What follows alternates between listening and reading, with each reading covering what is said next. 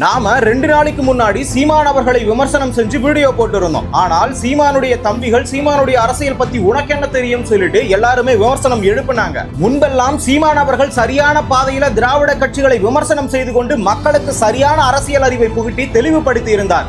ஆகையாலதான் 8% வாக்கையும் பல ஆண்டுகள் கழித்து வாங்கி இருந்தார். ஆனால் தற்போதைய அரசியல் சூழ்நிலையே வேற. விஜய் அவர்கள் அரசியலுக்கு வந்துட்டாரு. தவறான பாதையில சீமான் அவர்கள் அரசியல் பண்றாரோன்னு தோணுது. ஃபார் எக்ஸாம்பிளுக்கு ராயல் மேட்ச் WWE ல எல்லாருக்குமே தெரியும். இந்த இடத்துல ராயல் ரம்போ என்பது ஸ்டேஜ்ல கடைசியா எல்லாரையும் கீழே தள்ளிட்டு தனியா நிக்கிற ஆள் தான் மேட்ச் வின்னர். அப்படி பார்க்கும்போது அந்த ஸ்டேஜ்ல பிக் ஷோவும் ராண்டி ஆர்டனும் ஜான் சீனாவும் இருக்காங்கன்னே வச்சுக்கோங்க. அதுல ஜான் சீனாவும் ராண்டி ஆர்டனும் என்ன யோசிப்பாங்க?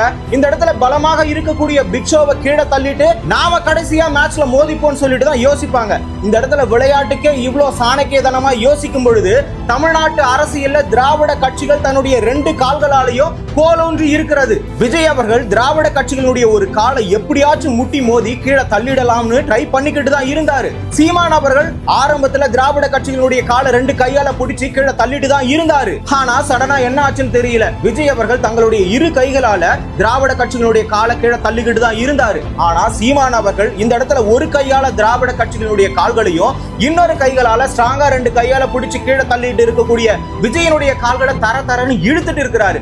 இதனால விஜயோட பலமும் குறையும். இன்னொரு பக்கம் சீமான் அண்ணன் அவர்களுடைய பலமும் ரொம்ப குறையும். வழக்கம் போல பலமானவன் ஆட்சியை பிடிச்ச மாதிரி திராவிட கட்சிகள் ஸ்ட்ராங் ஆகும். சீமான் அண்ணன் அவர்கள் விஜய விமர்சிக்கிறதுனால. ஏன் இந்த கருத்தை இங்க சொல்றேன்னா, அமெரிக்காவை கீழே தள்ளணும்னா இந்தியாவும் சீனாவும் ரஷ்யாவும் ஒன்னு சேரணும்ன்ற மாதிரி தான் திராவிட கட்சிகளை கீழே தள்ளணும்னா சீமான் அவர்கள் விஜயை விமர்சிக்காமல் இருந்தாலே போதும். சீமான் அவர்களும் விஜய் அவர்களும் ஒன்னு சேர தேவையில்லை கொள்கை மாறுபாட்டால்.